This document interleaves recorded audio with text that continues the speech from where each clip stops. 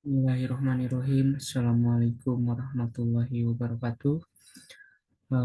Perkenalkan, nama saya Muhammad Jalaluddin dengan NIM 21320210001 program studi ilmu hukum. Di sini saya akan memaparkan tentang mata kuliah hukum perdata internasional tentang hukum kebendaan. Kita harus pahami dulu hukum kebendaan. Pada hukum perdata internasional mengatur status hukum dan perlakuan terhadap benda-benda yang terlibat dalam hubungan hukum lintas batas negara. Pengertian Pengertian hukum kebendaan dalam hukum perdata internasional adalah seperangkat aturan atau prinsip-prinsip hukum yang mengatur status hukum, kepemilikan, dan hak-hak atas benda yang melintasi batas yurisdiksi suatu negara. Tujuannya adalah untuk memberikan kepastian hukum dan keadilan dalam penegakan masalah-masalah kebendaan yang bersifat internasional. Ruang lingkup. Untuk ruang lingkup tersendiri, hukum perdata internasional mencakup pengaturan mengenai penentuan hukum yang berlaku atas status hukum benda. Yang kedua adalah kepemilikan dan hak-hak kebendaan lainnya. Terus ada lagi registrasi dan pengakuan kepemilikan atas benda-benda bergerak, perlakuan terhadap benda-benda seni, budaya, dan warisan budaya. Status hukum benda-benda tidak berwujud seperti hak kekayaan intelektual, dan lain-lain. Prinsip dasar.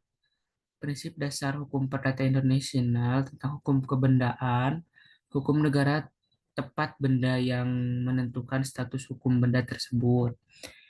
Ada lagi prinsip teori teoritas setiap negara berdaulat memiliki yurisdiksi atas benda-benda yang berada di wilayahnya. Prinsip pengakuan timbal balik. Negara mengakui hak-hak kebendaan yang diperoleh sesuai hukum negara lain. Dengan demikian, hukum kebendaan dalam hukum perdata internasional merupakan seperangkat aturan yang mengatur status hukum dan perlakuan terhadap benda-benda yang terlibat dalam hubungan hukum lintas batas negara. Untuk kasusnya yaitu kebijakan larangan ekspor bahan mentah nikel Indonesia. Indonesia memiliki cadangan nikel yang sangat besar dan melimpah, diperkirakan sebagai yang terbesar di dunia. Cadangan utama yang berada di wilayah Sulawesi dan Maluku. Pada awalnya, Indonesia hanya menjual biji nikel mentah ke luar negeri, terutama ke Cina. Hal ini karena Indonesia belum memiliki kapasitas pengolahan dan pemurnian nikel yang memadai. Pada tahun 2014, pemerintah Indonesia memberlakukan larangan ekspor biji nikel mentah untuk mendorong industri pengolahan nikel dalam negeri. Kebijakan ini bertujuan untuk meningkatkan nilai tambah industri nikel Indonesia dan mengurangi ketergantungan ekspor bahan mentah. Kebijakan ini memenuhi protes dari beberapa negara importir nikel, terutama Tiongkok yang merasa dirugikan. Yang pertama adalah konflik kepentingan antara perusahaan asing dan lokal. Banyak perusahaan pertambangan asing yang telah berinvestasi di industri nikel Indonesia sebelum kebijakan larangan ekspor diberlakukan. Perusahaan-perusahaan ini merasa dirugikan dengan adanya kebijakan tersebut dan berusaha mempertahankan akses mereka ke pasar global. Di sisi lain, perusahaan nikel lokal mendukung kebijakan ini karena membuat peluang bagi mereka untuk tumbuh.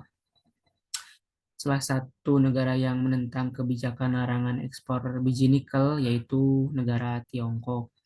Selain Tiongkok, tidak ada informasi bahwa negara lain resmi mengajukan sengketa terkait kebijakan larangan ekspor biji nikel Indonesia ke forum WTO. Memang kebijakan ini juga mendapat protes dari beberapa negara lain yang sebelumnya menjadi pembeli biji nikel mentah Indonesia seperti Jepang dan Filipina.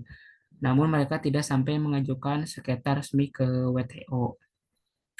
Kebijakan larangan ekspor biji nikel mentah ini mendapat protes keras dari Tiongkok, yang merupakan importir utama biji nikel Indonesia. Tiongkok mengajukan sengketa perdagangan terkait kebijakan ini ke Organisasi Perdagangan Dunia atau WTO. Pada tahun 2014, Tiongkok merasa dirugikan karena harus membeli nikel yang sudah diolah dengan harga yang lebih mahal. Perkembangan sengketa ekspor biji nikel di Indonesia. Kesesuaian kebijakan larangan ekspor dengan aturan WTO, Tiongkok mengklaim bahwa kebijakan larangan ekspor biji nikel mentah Indonesia melanggar aturan perdagangan bebas dalam kesepakatan WTO. Indonesia berargumen bahwa kebijakan tersebut merupakan hak kedaulatannya untuk mengatur sumber daya alamnya. Dampak kebijakan terhadap perdagangan internasional, Tiongkok menyatakan kebijakan Indonesia telah mengganggu rantai pasokan global dan merugikan industri baja Tiongkok yang bergantung pada pasokan biji nikel Indonesia. Indonesia menegaskan kebijakan tersebut bertujuan meningkatkan nilai tambah dan pendapatan dari ekspor nikel upaya penyelesaian sengketa pada WTO, meninjau argumen kedua belah pihak, dan memberikan rekomendasi penyelesaian. Kedua negara kemudian melakukan negosiasi untuk mencari solusi kompromitis. Pada tahun 2017, penyelesaian sengketa WTO memutuskan bahwa kebijakan larangan ekspor biji nikel mentah Indonesia tidak sesuai dengan aturan WTO. Indonesia mengajukan banding, namun pada akhirnya pada tahun 2019, Indonesia kalah dengan sengketa ini di tingkat banding. Pemerintah Indonesia kemudian mengumumkan akan tetap menerapkan larangan ekspor biji nikel mentah, namun dengan beberapa penyesuaian untuk mematuhi aturan WTO. Setelah melalui proses sengketa di PROM Organisasi Perdagangan Dunia atau WTO, solusi yang dicapai antara Indonesia dan Tiongkok terkait kebijakan larangan ekspor biji nikel mentah adalah sebagai berikut. Pada tahun 2000 mengeluarkan kebijakan larangan ekspor biji nikel mentah untuk mendorong pengembangan industri pengolahan dan pemurnian nikel dalam negeri. Kebijakan ini kemudian digugat oleh beberapa negara Forum Organisasi Perdagangan Dunia atau WTO. Untuk hasil sidang WTO terkait gugatan larangan ekspor biji nikel mentah Indonesia, yaitu gugatan terhadap Indonesia yang dijatuhkan yaitu pada tahun 2014, Uni Eropa, Jepang, Kanada mengajukan gugatan WTO terhadap kebijakan larangan ekspor biji nikel mentah Indonesia. Mereka berpendapat bahwa kebijakan tersebut melanggar aturan perdagangan bebas WTO.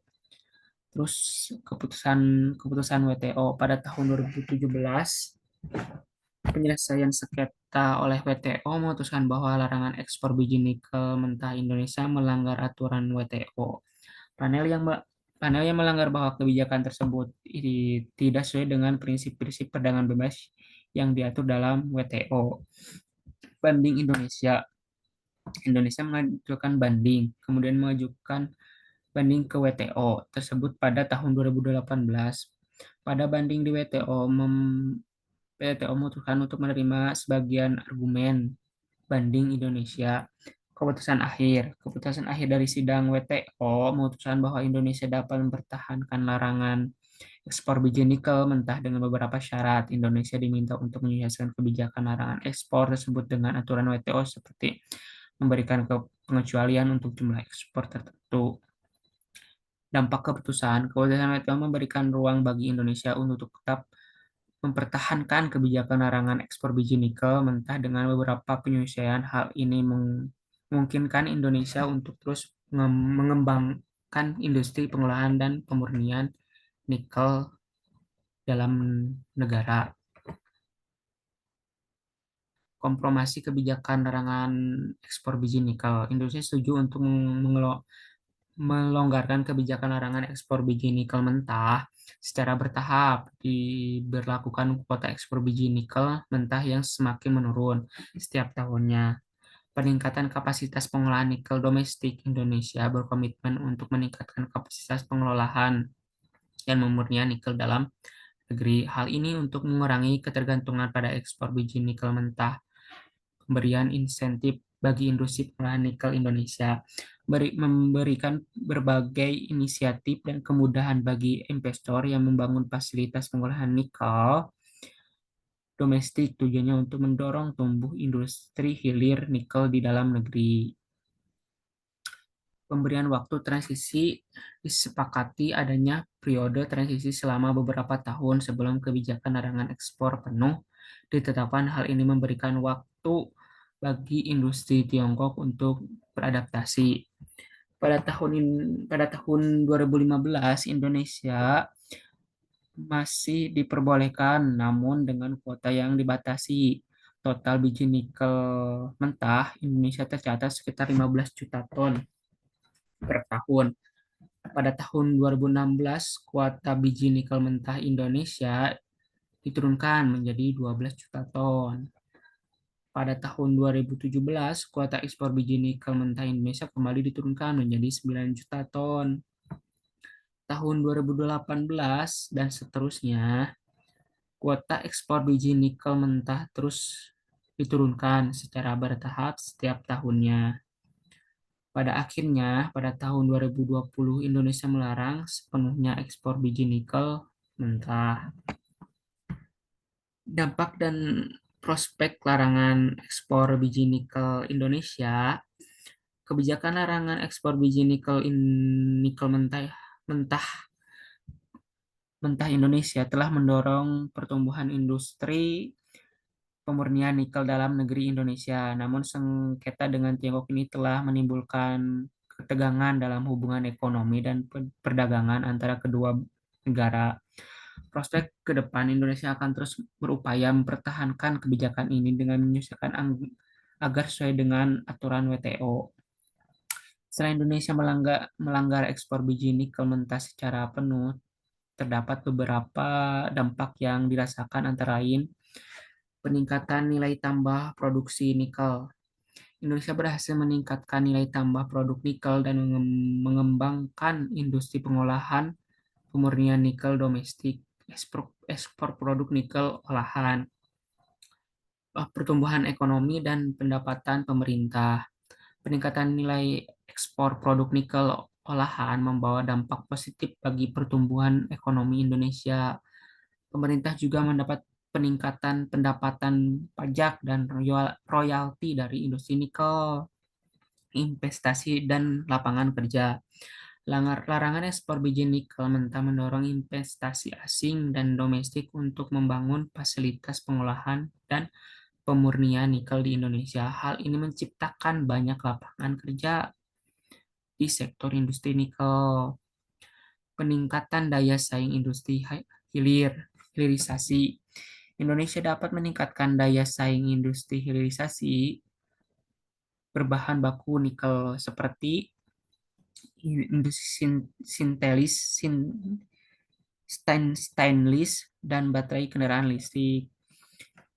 Alih teknologi dan inovasi dengan berakhirnya keindustrian pengolahan dan pemurnian nikel, Indonesia mendapatkan transfer teknologi dan pengembangan inovasi dalam proses produksi. Penghematan sumber daya alam. Larangan ekspor biji nikel mentah mendorong Indonesia untuk mengolah sumber daya nikel secara lebih berkelanjutan. Beberapa keuntungan utama dari kebijakan larangan ekspor biji nikel mentah yang diterapkan oleh pemerintah Indonesia, salah satunya adalah peningkatan nilai tambah industri nikel dalam negeri. Dengan melarang ekspor biji nikel mentah, Indonesia dapat mendorong pertumbuhan industri pengolahan dan pemurnian nikel di dalam negeri. Hal ini meningkatkan nilai tambah yang diperoleh dari industri nikel, menciptakan lebih banyak lapangan kerja, dan mendorong perkembangan industri hilir. Pengurangan ketergantungan pada ekspor bahan mentah. Sebelumnya, Indonesia sangat bergantung pada ekspor biji nikel mentah ke luar negeri. Kebijakan ini mendorong Indonesia untuk mengembangkan kemampuan pengolahan dan pemurnian nikel sehingga dapat mengekspor produk nikel olahan dengan nilai tambah yang lebih tinggi. Peningkatan pendapatan negara. Dengan mengolah biji nikel menjadi produk nikel olahan di dalam negeri, Indonesia dapat memperoleh keuntungan yang lebih besar dari penjualan produk dengan nilai tambah yang lebih tinggi. Hal ini meningkatkan penerimaan negara di sektor pertambangan nikel. Dorongan ahli teknologi dan inovasi. Kebijakan ini mendorong perusahaan nikel Indonesia untuk berinvestasi dalam teknologi pengolahan dan pemurnian yang lebih cepat. Hal ini dapat meningkatkan kemampuan teknologi Indonesia dalam industri nikel dan mendorong inovasi sektor ini.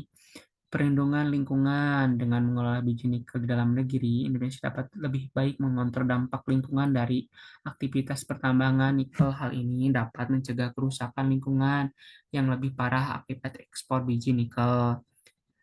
Biji nikel mentah. Secara keseluruhan, biji larangan ekspor biji nikel mentah bertujuan untuk meningkatkan nilai tambah, mengurangi ketergantungan pada ekspor bahan mentah, sehingga pendapatan negara mendorong alih teknologi dan melindungi lingkungan. Pemerintah Indonesia menilai bahwa manfaat jangka panjang dari kebijakan ini akan lebih besar dibandingkan dengan keuntungan dari pelonggaran ekspor biji nikel.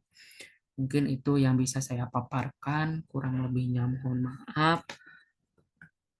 Assalamualaikum warahmatullahi wabarakatuh.